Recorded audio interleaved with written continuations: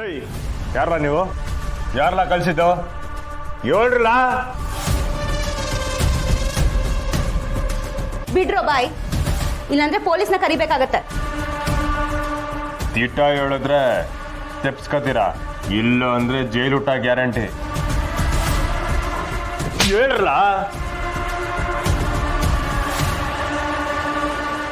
ನಾನು ನಮ್ಮ ಯಜಮಾನ್ಗೆ ನಿಯತ್ತಾಗಿದ್ದೀನಿ, ಹೆಸರು ಮಾತ್ರ ಹೇಳಕ್ಕಿಲ್ಲ.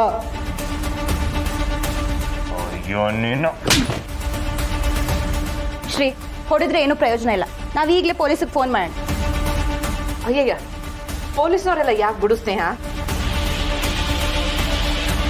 ಕಳ್ತನ ಮಾಡಕ್ ಬಂದಿರೋರು ಅಂತ ಕಾಣ್ತದೆ. ಬುದ್ಧಿ ಹೇಳ್ಬಿಟ್ಟು ಬಿಟ್ಬಿಡುಮ.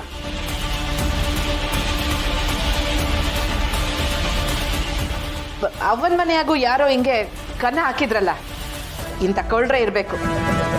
ಸರಿ, ಇವ್ರಿಗೆ 4 ಕೊಟ್ಟು ಬಿಟ್ಬಿಡು. ಅವ್ವ, ಈ ಕಿತ್ತ ಕಾನೂನು ಪ್ರಕಾರನೇ ಹೋಗುಮ. ಈ ನನ್ನ ಮಕ್ಕಳನ್ನ ಸುಮ್ಕೆ ಬಿಡೋದು ಬೇಡ. ಹೌದತ್ತೆ, ಇವ್ರನ್ನ ಸುಮ್ಮನೆ ಬಿಡಬಾರ್ದು.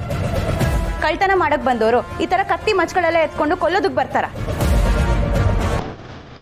ನಾನು ಈಗಲೇ ಪೊಲೀಸಿಗೆ ಫೋನ್ ಮಾಡ್ತೀನಿ.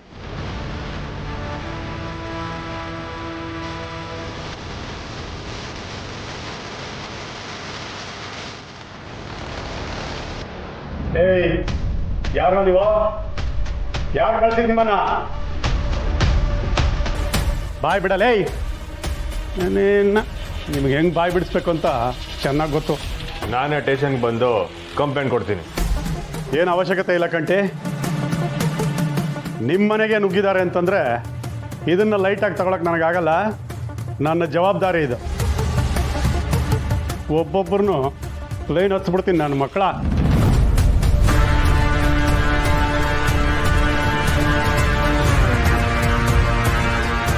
ಯಾರ ಮೇಲಾದ್ರೂ ಅನುಮಾನ ಇದೆಯಾ? ಇಲ್ಲ ಸರ್. ಬಂಗಾರಮ್ಮನವ್ರೆ, ನಿಮ್ಗೆ ಯಾರಾದರೂ ರಾಜಕೀಯ ಕ್ಷೇತ್ರದಲ್ಲಿ ವೈರಿಗಳಿದ್ದಾರಾ? ಹಂಗೆಲ್ಲ ಏನೂ ಇಲ್ಲ. ಏನಮ್ಮವರು ಯಾಕೋ ಸ್ವಲ್ಪ ಬೇರೆ ಥರ ಕಾಣ್ತಾ ಇದ್ದೀರಾ?